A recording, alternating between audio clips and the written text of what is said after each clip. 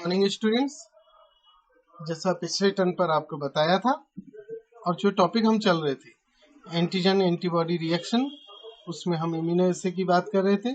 आज हम कौन से कन्वेंशनल मेथड्स हैं, कौन से मॉडर्न मेथड्स हैं, उनके बारे में ब्रीफ जानकारी लेंगे और साथ ही साथ कुछ मेथड्स के बारे में हम आगे जानकारी लेने वाले हैं।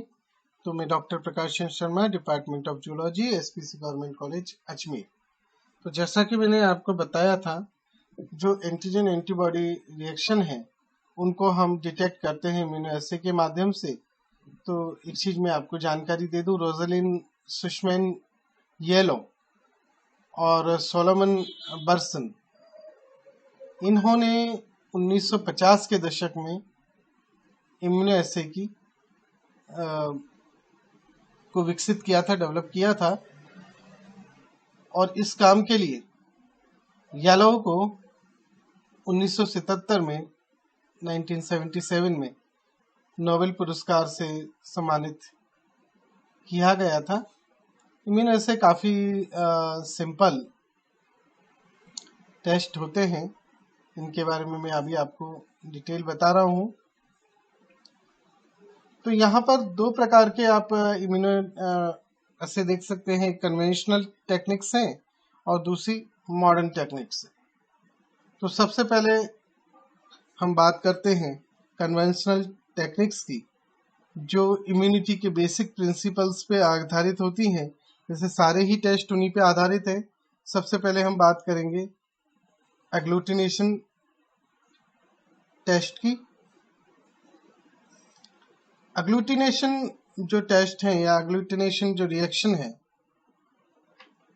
वो एग्लूटिनेशन रिएक्शन बहुत बेसिक एक प्रिंसिपल पे डिपेंड करती है।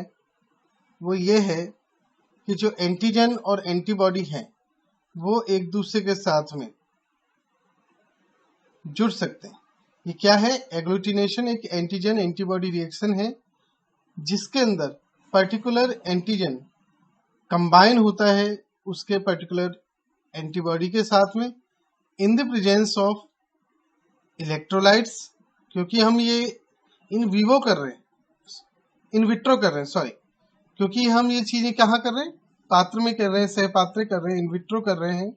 तो इसलिए हमें यहाँ पर इलेक्ट्रोलाइट्स का बैलेंस रखना पड़ेगा, टेम्परेचर स्पेसिफिक रखना पड़ेगा और पीएच का हमें ध्यान देना पड़ेगा। और अगर हम ये करते हैं तो ऐसी स्थिति में एंटीजन और एंटीबॉडी एक दूसरे के साथ जुड़ेंगे और वहां पे आपको विजिबल क्लम्पिंग देखने को मिलेगी।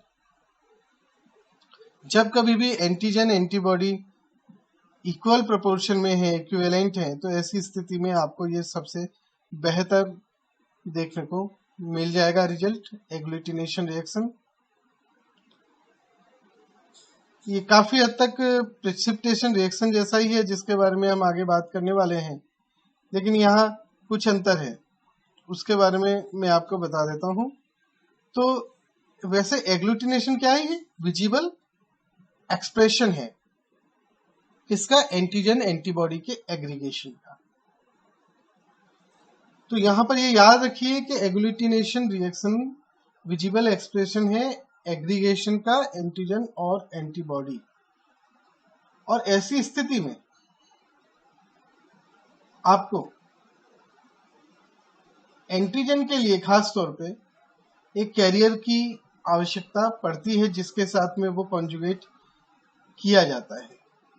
और ये कैरियर अक्सर आर्टिफिशियल हो सकते हैं, जैसे लेटेक्स या चारकोल पार्टिकल, या नॉर्मल भी हो सकते हैं जैसे आरबीसी।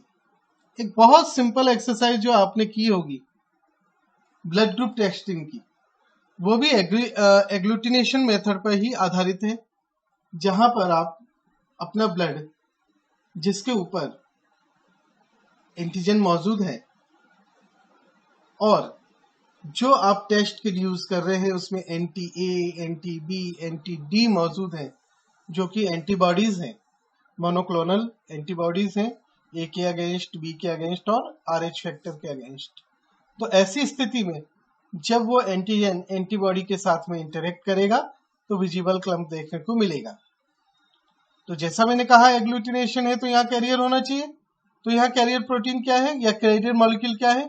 यहाँ कैरियर है आरबीसी, नेचुरल कैरियर मॉलिक्यूल है जो कि आरबीसी है जिसके ऊपर एंटीजन मौजूद है। तो ये एक एंटी एग्लूटिनेशन रिएक्शन है। जनरली ये एक क्वालिटेटिव रिएक्शन होती है जहां पर आपको विजिबल क्लम्प देखने को मिलेगा और इसकी जो क्वालिटी है रिजल्ट की वो अक्सर डिटरमाइन होती है टाइम ऑफ इंक्यूबेशन से कि कितनी देर आपने इंक्यूबेट किया है एंटीबॉडी के साथ में, दूसरा अमाउंट से कि कितना आपने एंटीजन या एंटीबॉडी का अमाउंट लिया है, और तीसरा एविडिटी से कि ओवरऑल क्या स्ट्रेंथ है एंटीबॉडी की एंटीजन के साथ में जुड़ने की, और साथ ही साथ क्या टेस्ट एनवायरनमेंट है, लाइक पीएच कितना है, टेम्परेचर कितना है, इलेक्ट्रोलाइट्स हैं या नहीं। तो इस मेथड में कई प्रकार के टेस्ट हैं, जैसे लेटेक्स एग्लूटिनेशन मेथड जहाँ पे आप कैरियर के रूप में लेटेक्स का इस्तेमाल करते हैं, डायरेक्ट बैक्टीरियल एग्लूटिनेशन, और जो अभी आपको बताया था मैंने ब्लड वाला हीम एग्लूटिनेशन। तो यहाँ पर एक और जो टेस्ट आ रहा है जिसके बारे में मैंने कहा कि ये लगभग उसके जैसा ही है, प्रिसिपिटेशन रिएक्शन। तो उसमें और इसमें क्या अंतर है? एग्लूटिनेशन जो रिएक्शन है वो पार्टिकल की सरफेस के ऊपर होती है, वो इन्वॉल्व होता है, और ऐसी स्थिति में जो एंटीजन है उसे सरफेस के ऊपर एक्सपोज होना होता है और एंटीजन एंटीबॉडी के साथ में वो जुड़ेगा और विजिबल क्लम्प बनेगा। यहाँ आप सीरियल डाइल्यूशन के माध्यम से भी इसको कर सकते हैं एग्लूटिनेशन रिएक्शन को, और आप देख सकते हैं कि कितनी उसकी ओवरऑल स्ट्रेंथ है। आगे हम जो नेक्स्ट देखते हैं वो है प्रिसिपिटेशन रिएक्शन। प्रिसिपिटेशन रिएक्शन जैसे कि नाम से ही जाहिर है, प्रिसिपिटेट बन रहा है, ठीक है। तो यहां पर ये भी जो टेस्ट है ये भी एंटीबॉडी और एंटीजन के बाइंडिंग पे ही आधारित होता है, लेकिन फर्क ये है कि जहां एग्लूटिनेशन रिएक्शन में एंटीजन प्रायः हम जो यूज कर रहे हैं वो नेचुरल या आर्टिफिशियल कैरियर के साथ में यूज कर रहे हैं, जबकि यहाँ पर जो है वो दोनों ही सॉल्युबल हैं, दोनों ही मौजूद हैं, लिक्विड फॉर्म में है, कैरियर यहाँ मौजूद नहीं है, लेकिन जब दोनों एक साथ आते हैं तो एक इनसॉल्युबल प्रोडक्ट बनता है एक साथ जब जुड़ते हैं, जिसको हम प्रिसिपिटेट कहते हैं। तो ये जो रिएक्शन है ये डिपेंड करेगी कि कितनी क्रॉस लिंकिंग हो रही है एंटीजन एंटीबॉडी के बीच में ऑप्टिमल कंडीशन में। तो निश्चित तौर पे जब दोनों बराबर की मात्रा में होंगे तब आपको मैक्सिमम एक्सप्रेशन देखने को मिलेगा, अदरवाइज नहीं मिलेगा। तो प्रिसिपिटेशन रिएक्शन और एग्लूटिनेशन रिएक्शन में साइज, सॉल्युबिलिटी ऑफ एंटीजन और सेंसिटिविटी जैसे 3 इश्यूज में अंतर आता है जिनको आप समझ चुके हैं। एंटीजन यहाँ पर सॉल्युबल स्थिति में है और साइज में प्रायः लार्ज साइज के जो एंटीजन होते हैं उनके साथ में हम ये रिएक्शन करते हैं। तो कई प्रकार के प्रिसिपिटेशन के मेथड यूज किए जाते हैं, जिनमें हम अगार या अगारोज सेमी सॉलिड मीडियम का इस्तेमाल करते हैं। सेल्यूलोज एसीटेट का भी कई बार इस्तेमाल किया जाता है। कई प्रकार के मेथड यूज किए जाते हैं। इसके अंदर कई प्रकार के नए मेथड्स भी होते हैं, जैसे डबल इम्यूनो डिफ्यूजन मेथड, जो कि एक क्वालिटेटिव जेल टेक्निक है जिसमें एंटीजन और एंटीबॉडी के बीच में हम रिलेशन देखते हैं। रेडियल इम्यूनोडिफ्यूजन मेथड का भी इस्तेमाल किया जाता है आजकल, जो एक सेमी क्वांटिटेटिव मेथड है। इलेक्ट्रो इम्यूनोडिफ्यूजन भी इसी से जुड़ा हुआ मेथड है, इसी प्रकार का मेथड है, जिसके अंतर्गत हम इलेक्ट्रिक करंट का भी इस्तेमाल करते हैं ताकि जो रिएक्टेंट की मोबिलिटी है उसको बढ़ाया जा सके।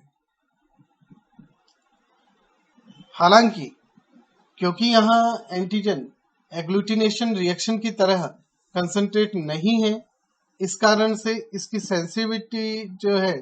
सेंसिटिविटी थोड़ी सी कम होती है एग्लूटिनेशन रिएक्शन की बजाय, लेकिन फिर भी ये सीरोजोलॉजिकल टेस्ट के अंदर एक गोल्ड स्टैंडर्ड माना जाता है। और इसका जो हम बहुत आसानी से लैब में कर सकते हैं टेस्ट, वो है ऑक्टालोनी टेस्ट। ऑक्टालोनी मेथड का हम इस्तेमाल कई बार करते हैं, जो एक डबल इम्यूनोडिफ्यूजन टेस्ट है। इसके अलावा मैंशनी टेस्ट भी किया जाता है, लेबोरेटरी में बड़ी आसानी से इसको भी कर सकते हैं, जिसके अंतर्गत आप सिंगल और रेडियल डिफ्यूजन देखेंगे, रेडियल इम्यूनोडिफ्यूजन देखेंगे। बहुत इजी टेस्ट है, बहुत आसानी से हम इसको कर सकते हैं। यहाँ पर मैंसिनी के अंदर आप देखेंगे कि अगारोस लेयर का इस्तेमाल किया जाता है। उसमें हम एंटीजन या एंटीबॉडी जिसके लिए भी हम कर रहे हैं वो प्लेस कर दी जाती है, और जब रिएक्टेंट को हम फ्लो करते हैं तो ऐसी स्थिति में जब एंटीजन और एंटीबॉडी एक दूसरे के साथ में मिलते हैं तो वहां पर उनके बीच में प्रेसिपिटेट होता है, विजिबल आपको दिखाई देता है उस मीडियम के ऊपर, या मार्कर का इस्तेमाल करके आप देख सकते हो उसको। जबकि अन्य स्थान पे जहां वो कंपेटिबल नहीं है, रिएक्टेंट आगे की तरफ फ्लो कर जाता है, किसी तरह का कोई विजिबल मार्क आपको नहीं दिखता। और अगर आपने एक ही प्रकार का वहां पर एंटीजन डाल रखा है तो ऐसी स्थिति में आपको वहां पर रिंग देखने को मिलेगी एंटीजन एंटीबॉडी इंटरेक्शन के कारण, और उस रिंग के डायमीटर से आप पता लगा सकते हैं कि कितना वहां कंसंट्रेशन है। तो ये दो प्रकार के टेस्ट बड़ी आसानी से किए जाते हैं। तीसरी प्रकार का टेस्ट है न्यूट्रलाइजेशन रिएक्शन, जो पर्टिकुलरली वायरसेस आदि के लिए इस्तेमाल की जाती है। ये neutralisation test, complement fixation test और जो अदर मॉडर्न टेक्निक्स हैं, इनके बारे में हम नेक्स्ट टर्न पर जानेंगे। धन्यवाद।